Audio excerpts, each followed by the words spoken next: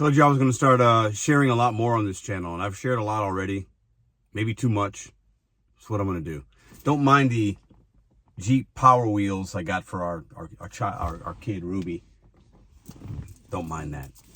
This video is not going to be about gig work, gig content, no tips and tricks here, nothing like that. So most of you that watch this channel and stumble upon this page are watching for gig stuff. That is not this. So please,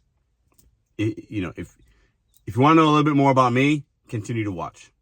If you want gig stuff, thumbs down the video and watch another video. I got thousands of them. I'm on a road of sobriety, recovery. Today is day 99, I believe. 99. 99 days, no alcohol. When I stopped drinking, I didn't think I had a problem. I stopped for health reasons, and I just wanted to stop. And then I got sick and went in the hospital. Came out of the hospital, a different person. Went to a meeting, was scared out of my mind the first time I went. And decided to keep going because I thought, I'm missing something. And it's been a transcending moments in my life. I am on, it's a 12-step program. Some people don't like the 12-step programs. I didn't know how to feel about it. I still don't know how to feel about it because I'm not done with it. But I've been working step 4, a moral inventory, writing down resentments and things you're afraid of. It's where pen meets the paper. It's where it gets real. It's when you have to have action. The first 3 steps are really easy. When people get to the 4th step in some kind of recovery program, that's where people quit. That's when they relapse. This is what I'm being told. Or they don't even start it because they just don't want to do the work.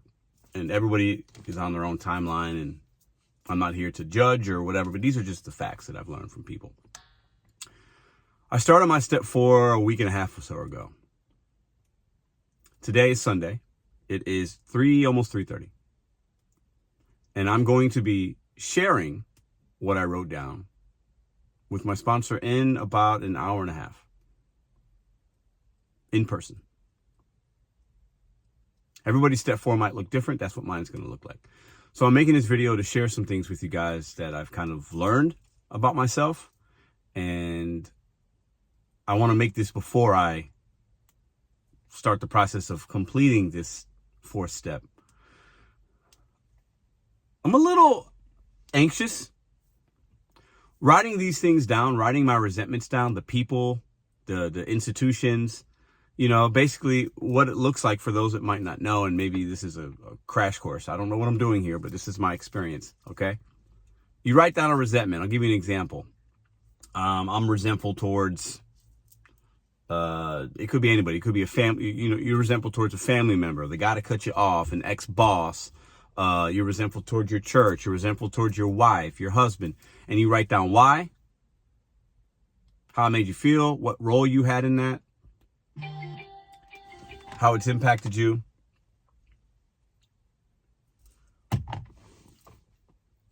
The first 4 people I wrote, the first 4 people that came to my mind were people, significant people in my life, pretty much the most important people in my life that have shaped me positively or negatively. I had resentments for those people. Then I wrote down a few more people. Then I wrote down a job that I had, a boss that I had, some friends that I have. And the list got a little bit longer. And some people do this 4th step and they fill up a whole notebook. I didn't do that. I was told not to. I didn't do that. You write some sentences down, things that happen, and you reflect on it, and you put pen to paper. Now, all of these things, or most of them, I would say, especially in the beginning when I was starting this, these are things I thought about in my head already. These are things I was mad about already, things I didn't understand, resentments I was holding, feelings that I had unresolved, conversations didn't have with these people in real time, in person, but I had up here. And resentment is the #1 killer of people that have addiction, whether you're addicted. Maybe it's alcohol, it could be drugs, it could be sex, it could be love, it could be food. Your resentments that you hold is what's going to kill you. It's what's going to put you in a relapse. It's what's going to keep you in a spot that's not good. I was in a spot that wasn't good. But I was really good for a long time at faking certain things, not having positive things in my life that were core things, but substituting those with things that were more superficial and things that I could just kind of manage and push through and figure it out. And I was good at that, really good at it. My life to the outward people wasn't in shambles. It wasn't like, I was still okay. I was able to manage some things in my life, but not the important things long term. This resentment moral inventory has been not easy to do. Because the more and more that I started writing things down, the more I thought, and I had to think, it's part of the step, what was my role in this? Why did this person do this to me? Why did I do something to them? Like, where it's the root cause. And that's what I've been told we're going to get into tonight. Alcoholics Anonymous, 12-step program, recovery program. Some people call it like it's a cult-like kind of thing. And I think I always kind of felt that way. That's why I didn't go to church. That's why I didn't do a lot of things. That's why I didn't have a higher power. Because I always thought like, that's kind of weak. That's kind of like cultish. It's kind of like, what do you mean I don't have control over this? What do you mean I everything I've done is horrible? Like, I get why people can think that. But this is working for me. It clearly has. People around me are telling me it has. Some of you on YouTube have told me it has. I look different. I sound different. The content's different. The word self-aware has been used numerous times by very important people in my life, telling me that I am more self-aware of things. And it's true. And it's nice to see other people. It's nice to see other people seeing some of the things that I've realized and some of the changes and some of that, my actions and my habits and my day-to-day routines and what I'm doing and what I'm showing. It's nice to see people recognizing it. Because you got to recognize it in yourself. And this 4-step is a doozy.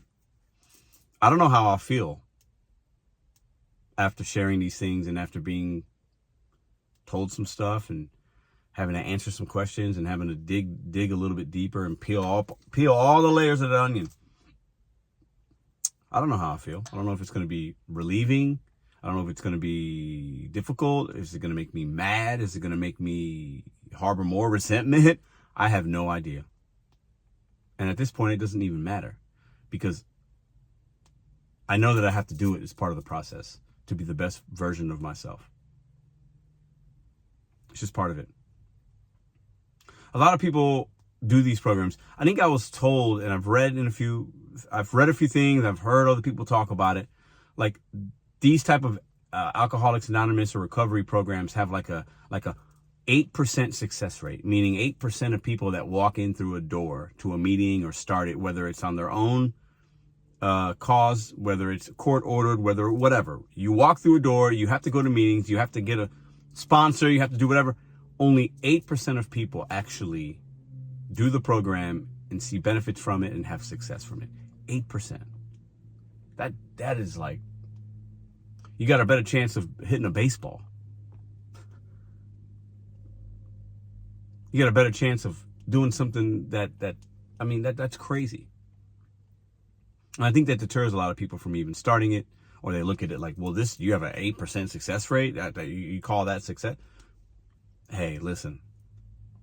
If it works for you, I ain't gonna judge. So if it's working for me, don't judge me. I ain't.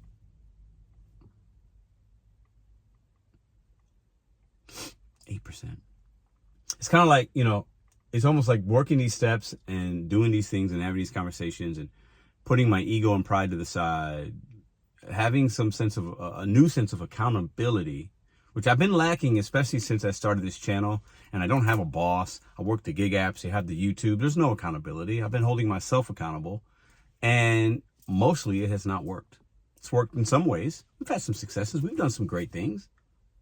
We have. I have. But no, it's not enough. It's like a diet, people have diets. There's Atkins, there's ketos, there's Weight Watchers, there's a carnivore diet, there's this, there's that. There's a lot of different ways people can get healthy and lose weight, right? But not every diet will work for everybody because your genetics are different. Your day-to-day is different. You're a different person. You and I are different. So what works for you might not work for me. What works for me might not work for you. But I'm applauding anybody that's doing something to garner more self-love, understanding, and to humble ourselves a little bit. And to give it, and not trying to be something that you're not. Step 4 has been a doozy. And then you go right into step 5, which is basically what today is. You're admitting some of these things, your character defects, to another person. That's step 5. Then you go into 6, 7, 8, 9. I mean, this program is, I'm working it. And I'm seeing the benefits. And I like to share my journey with you guys. I've shared it through the gig app lens in the gig economy. Bet on you, set goals one day at a time. I had no idea when I started saying that in these videos and using it as a gig, in the gig sense. Bet on you. Okay, I'm going to bet on myself. I'm going to, leave my job. I'm going to start this channel. I'm going to try some things. I want to be my own boss. I want to make my own way. And I've done that. And I've done well doing that. Set goals. All right, I can set goals one day at a time. Some AA similarities there. And I had no idea. It's weird how the world and like your subconscious and your soul can kind of work. I'm starting to see some of the ideas I had, the person I wanted to be but wasn't yet. It just took me a little bit of time, and that's okay. I'm 43 years old. I'm on step 4 in AA. I'm scared out of my mind. I don't know what's going to happen, but I can't focus on that. I'm betting on myself. I'm setting goals, write down goals every day, priorities every day in my journal, and I'm doing it one day at a time, and I'm taking it one day at a time. We're almost at 100 days, no alcohol.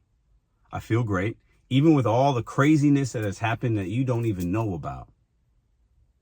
My girls are good. I'm good. My family's good. Relationships can and will be mended if it seems appropriate. And I'm going to keep doing what I'm doing. Knowing that I have a higher power, knowing that it's not about me, knowing that I have to let go of the ego, the selfishness, those bad things. And alcohol was just a part of that. But there's other pieces. And I've learned that through the 4th step. If you got something from this video, please consider subscribing. If you got questions, put them in the comments down below. If you're somebody that has struggled with a form of addiction, are you in recovery? How many days you got sober? Share it in the comments. I love to see some positivity. And I'm here to share my journey, but I also like to hear from other people because we can help each other out. You guys have a good rest of your Sunday, and I'll see you in the next video.